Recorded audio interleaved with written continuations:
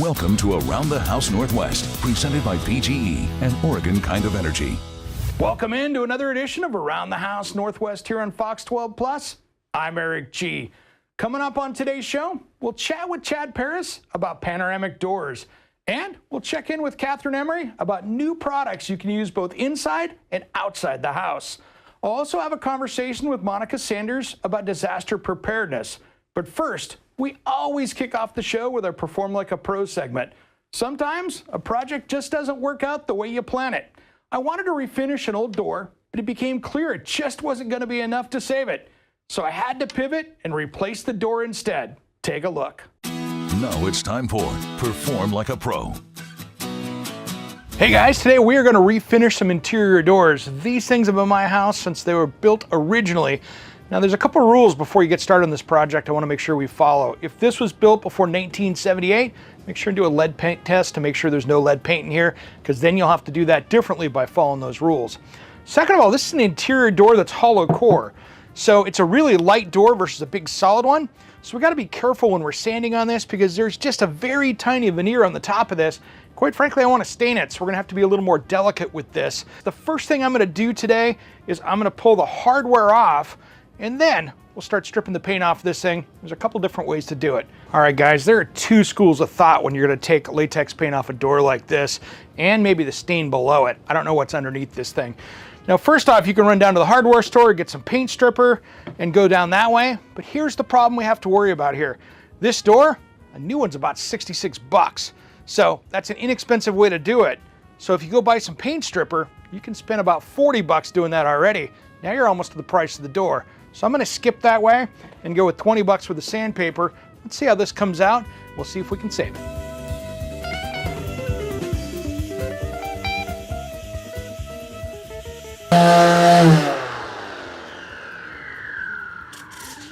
All right, guys, after a couple hours, this is what we got. And this isn't going to really look great stained. If I wanted to paint this, it would look okay. I just have too many scratches from when this door was stained, well, 30 plus years ago, that this isn't really savable. At this point, I'm better off to go with a brand new door, but I'm going to use this as a template, and that way I get a better look when it's all said and done. All right, so we got the new door up here. I've got it lined up a little bit. Now these doors are a little bit bigger, which is awesome because it gives you flexibility to make them smaller. Otherwise you're in trouble. So I lined up the hole right here where the door locks are. And so that way we know that's exactly where it is. And now I can tell that this door was cut down on the hinge side. So what I'm gonna do is I'm gonna mark this out with my pencil so that way I can plane it down and get it the right size, because we've got to do that before we put the hinges on. All right, guys, I got my line right down through here, about 1/8 of an inch to take off of this. Not too bad, that way the door fits. Now I like to use the power planer for this because I think it works easier. I can get a few passes on it and it gives me more control. If I didn't have that, I could do a circular saw or table saw, do the same thing, but you have kind of one shot to get it right. So let's get the planer out, have some fun. All right, guys, if you've never seen one of these power planers before, they're really handy because what they've got is spinning blades in the bottom. So instead of using that hand planer, this is a much easier way to go, and you have a lot more control doing it.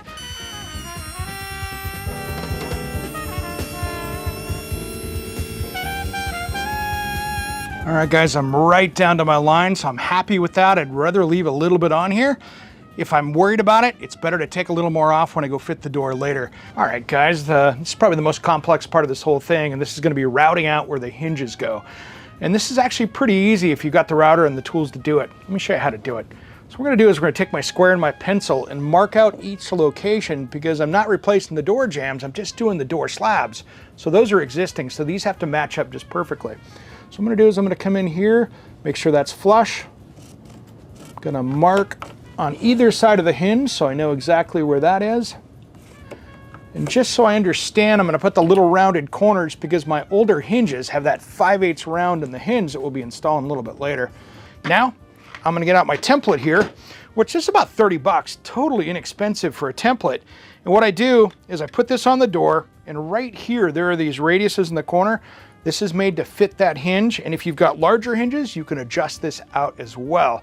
So this is a real key to doing this, makes it super easy and somewhat foolproof. So let's get this on the door, route out some hinges. This is kind of easy at this point. All right, so I'm gonna get this lined up, and I'm just gonna line it up with the marks that I had. Get that right there. Get her centered up. And then I'm going to clamp this down.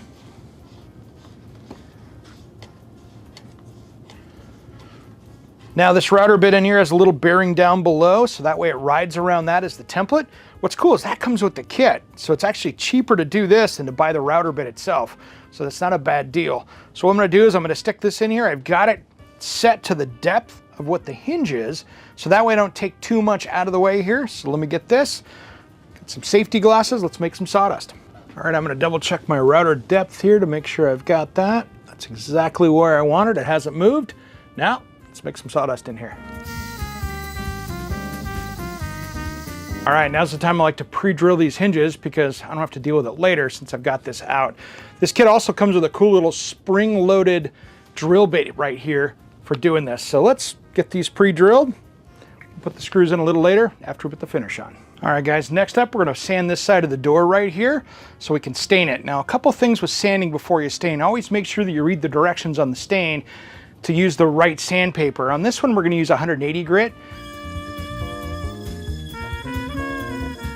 All right, guys, I wanted to just show you here how thin the veneer is on these hollow core doors.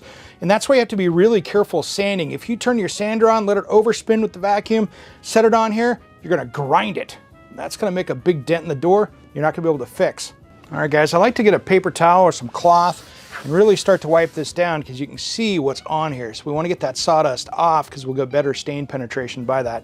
With this stain, since there's no top coat finish with it, I'm just gonna be doing a couple layers here and then wipe it off. And the secret is to find that balance between letting the stain soak in and then wiping it off at the right time so you get the desired look.